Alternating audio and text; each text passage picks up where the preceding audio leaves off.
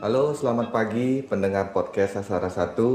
Saya kembali lagi hadir di hadapan para pendengar. Kembali lagi saya Mangku Sanjaya. Klien saya sendiri, Kak Suta. Ya, Kak, kan Warigel kalau seumpama seperti penjelasan episode 1 kemarin kan ada banyak.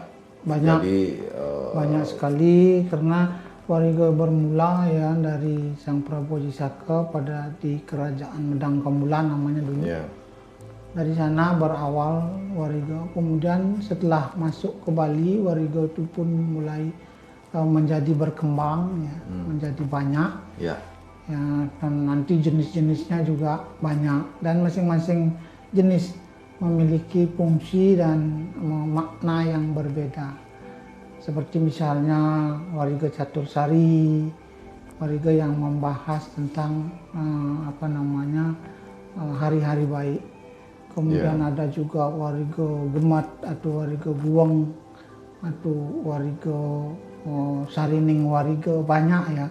Kemudian yang baru-baru ini juga ada ditemukan atau dirangkum menjadi satu buah Warga baru yang namanya Warga Blog. Warigel Blog ya. Ya. Ya, saya pun pernah mendengar Warigel Blog. Jadi Warigel yang sempat viral, Kak. Ya. Jadi dalam Warga Blog itu nanti mungkin secara lebih singkat ya, tidak perlu mempelajari terlalu banyak tentang warga. Jadi mereka Jadi kalau tidak salah Warigel Blog dikembangkan oleh Ida Pedanda Nyoman Temuku ya. ya yang ada Dari Griya Jebang. Payangan Payangan ya, dari Payangan. Beliau yang mengembangkan dan mencoba merumuskan warga baru, di mana di sana lebih singkat ya, lebih mudah untuk dipahami oleh masyarakat. Jadi kemarin Kak sempat bilang Warigel bisa sampai ribuan. Ya, kalau di Bali kalau kita telusuri di beberapa daerah, di beberapa kabupaten, itu masing-masing memiliki sumber-sumber yang berbeda. Sumbernya banyak sekali, mungkin jenis wariga atau lontar yang memuat tentang wariga itu di Bali ini mungkin sudah ribuan ya. Berarti yang jelas kalau saya logikakan saat ini, biar mungkin para pendengar agak sedikit lebih paham, patennya kan ada ya Kak, Warigel itu rumusnya udah pasti satu. Ya, Cuman nanti kok bisa jadi banyak karena masing-masing punya keahlian masing-masing untuk merangkum. ya. Kalau wariga pada intinya, semua wariga yang ada pada umumnya mereka bersumber pada sumber yang sama. Misalnya wariga itu bersumber pada wewaran dan uku ya. Oke, ya. Dasarnya itu. Itu dasar pembuatan wariga. Cuma dalam wariga itu nanti berkembang menjadi banyak karena masing-masing memiliki observasi yang berbeda. Fungsinya nanti berbeda. Misalnya kalau untuk masalah kelahiran, kemudian wariganya juga beda. Kemudian untuk masalah hari baik, wariganya juga beda. Kemudian untuk penentuan misalnya kegiatan, wariganya juga beda. Ya. Jadi tidak semua dalam satu jenis wariga, tidak bisa. Karena ada wariga tenung, ya tentunya membahas mengenai tenung hal yang terjadi pada masa lalu, saat ini, dan masa yang akan datang itu tertulis di dalam wariga tenung. Tenung itu meramal ya? Bisa dikategorikan? Ya, bisa dikatakan seperti itu. Kalau meramal atau mengetahui hal yang sebelumnya sudah terjadi. Oke. Ya, jadi dari hasil observasi mereka mungkin beberapa tahun pada zamannya, sehingga diprediksi bahwa ketika orang sudah berperilaku seperti apa sebelumnya, sehingga pada kelahiran ini berpengaruh. Ya. Itu sangat erat hubungannya dengan agama Hindu di Bali, karena mereka percaya sekali dengan yang namanya reinkarnasi atau punarbawa kalau di Bali namanya, kelahiran kembali. Nah, apa yang terjadi pada kelahiran sebelumnya kemudian mengikuti pada kelahiran saat ini itu bisa mereka ketahui juga melalui salah satu wariga yang ada di Bali. Nah, yang di aksara 1 ini kan nanti akan lebih ke horoskop.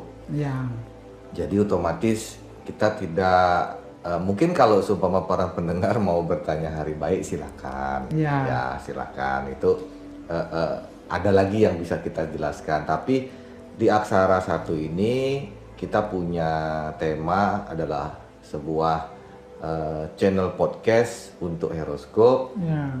Jadi kelahiran. Nah, kalau seumpama menuju ke kelahiran ini, wariga apa yang dipakai, Kak? Yang paling dominan kalau seumpama saya ibaratkan rumus matematika. Jadi rumus yang mana yang lebih masuk Ya, ke kalau dalam- kelahiran masing-masing ini? Kalau dalam horoskop, wariga ini banyak ya. Ada yang kalau di Bali tergantung dari masing-masing setiap sulinggih misalnya, atau seorang pendeta di Bali, mereka kadang-kadang memiliki sumber yang diwarisi dari leluhur sebelumnya.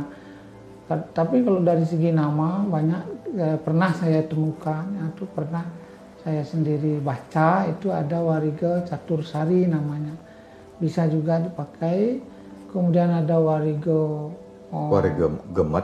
Gemet ya, pernah juga ada juga di dalamnya menyangkut mengenai hal tentang kelahiran atau horoskop tentang kelahiran.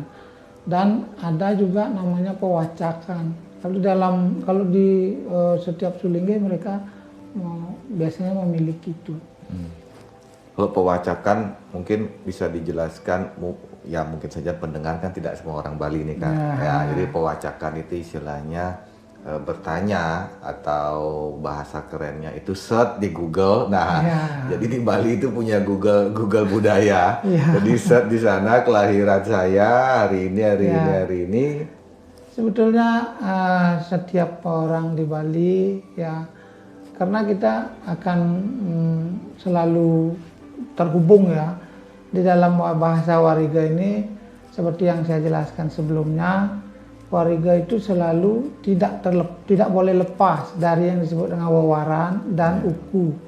Dalam setiap uku itu jumlahnya ada 30. 30, jadi 30 uku ya. Ya, Nanti kita kemudian- lanjut ke episode berikutnya. Ya, dalam episode berikutnya nanti Baru kita fokus ke kita uku. akan sebutkan Ya, uku-uku yang ada. karena saya pun mau menghafal, Kak. Sintel, Ando, Pokir, Kulantir, Tolo, Gumrak. Saat ini banyak ya, apalagi saat ini ada orang Belanda, orang Belgia, dan orang negara lain ya, banyak yang tertarik dengan hasil bacaan dari wariga hasil perhitungan lah ya dari pada prinsipnya cuma matahari kita yang mungkin berbeda dengan mereka terbitnya ya. Kalau di luar negeri mereka punya matahari yang panjang, mereka punya matahari yang pendek. Kalau di Indonesia atau di bentangan garis khatulistiwa ini tidak terlalu signifikan perbedaan siang dan malam.